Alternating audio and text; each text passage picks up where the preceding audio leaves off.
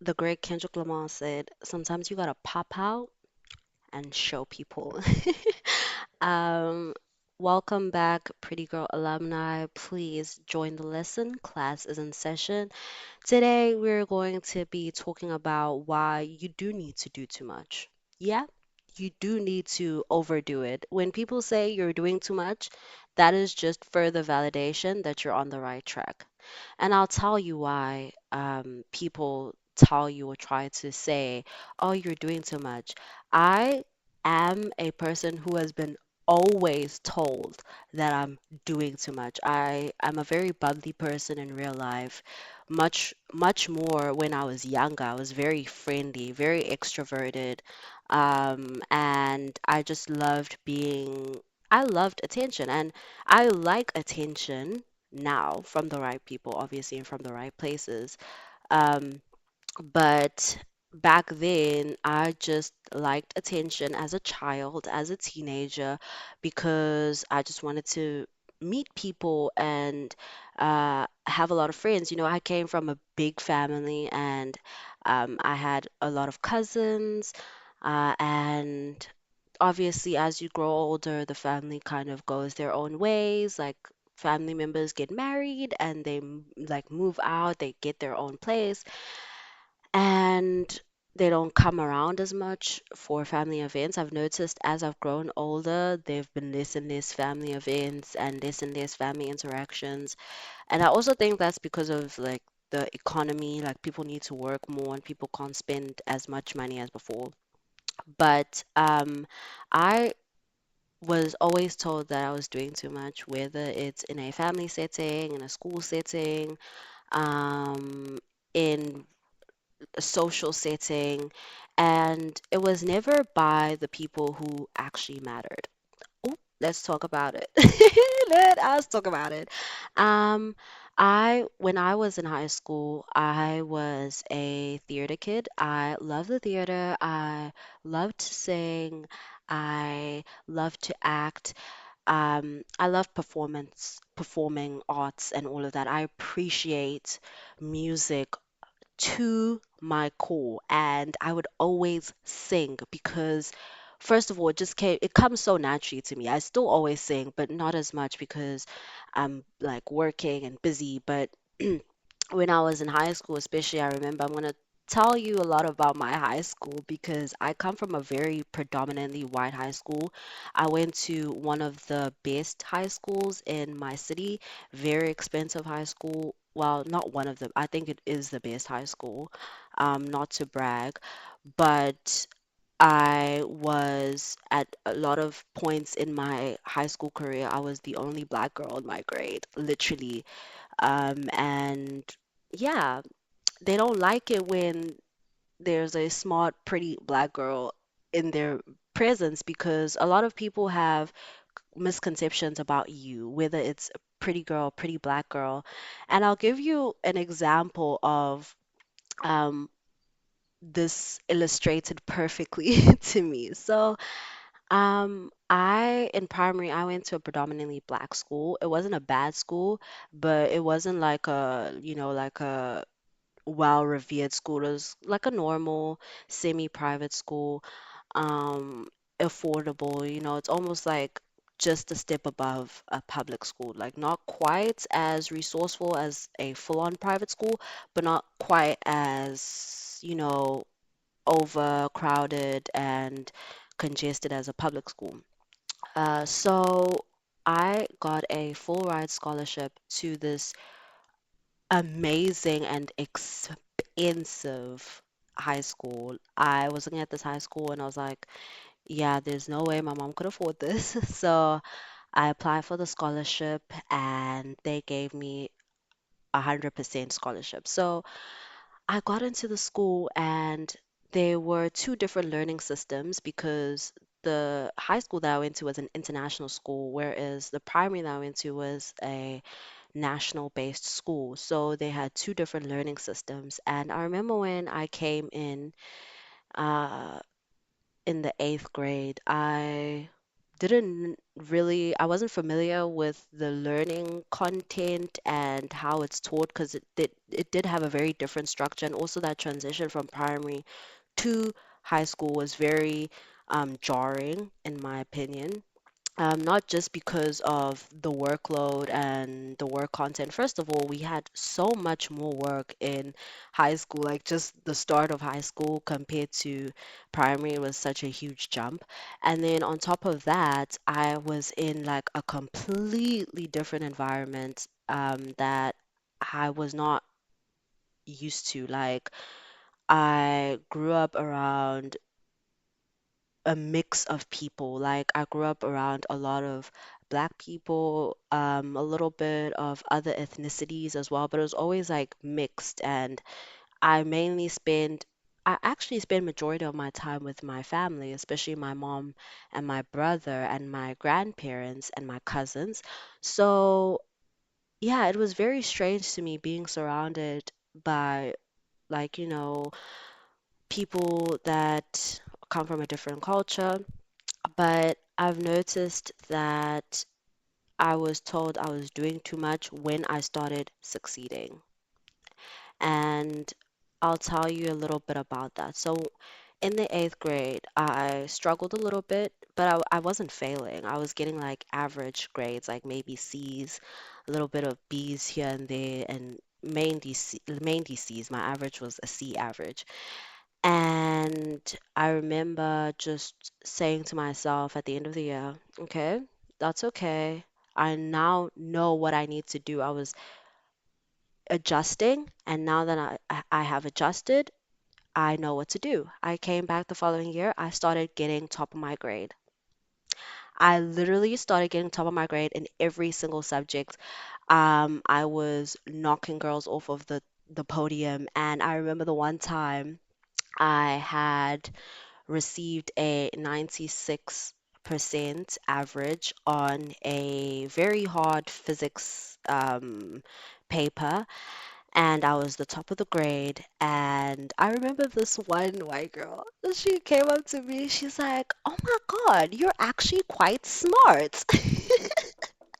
Like just randomly unprovoked. And if the children in that school weren't the way that they were, I would have taken it as like, okay, maybe she's saying that because she thought I was, like last year I didn't really do well. But no, they meant it because I was a black girl and they had been taught for a long time that black people are a certain way. And I was always told I was doing too much in class, literally.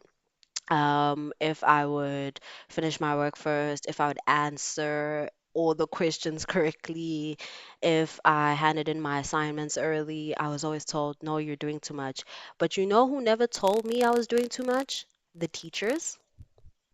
You know who never told me I was doing too much in grade seven because the only reason why I got that 100% scholarship was because I had entered a national well, first of all, I was like in the top of my grade.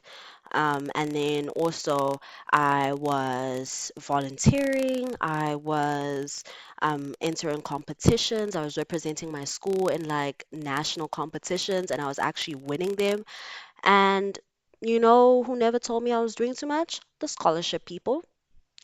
And then just to further prove it to myself, I carried on doing too much. I remember I had this one speech in grade nine, after I was told I was too much. I was trying too hard. Why am I sitting with this group? Why am I talking to this person and that person? Why am I hanging out with the older grades? Like, I was told so many things just because I was very out of my shell and I wasn't ashamed to be myself, no matter like the criticism. Like, I wasn't afraid to be the head singer in the choir. I wasn't afraid to audition for roles that were only reserved for seniors. I wasn't afraid. I wasn't afraid to do too much.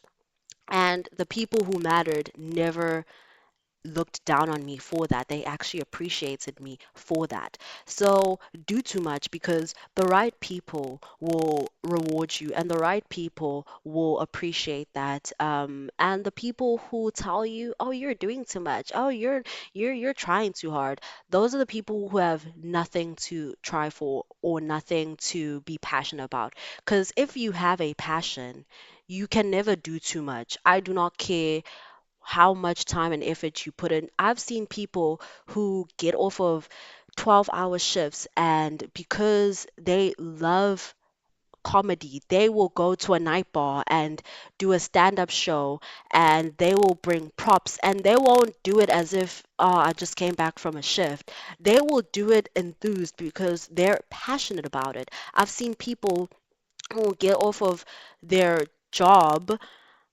and log off and clock out and go do extra work somewhere else. They will go and volunteer at a children's hospital, and they'll do it with love and enthusiasm. And people appreciate your effort. The right people who deserve your effort, they will appreciate your effort. So don't dim your shine. Don't box yourself. Don't cage yourself in.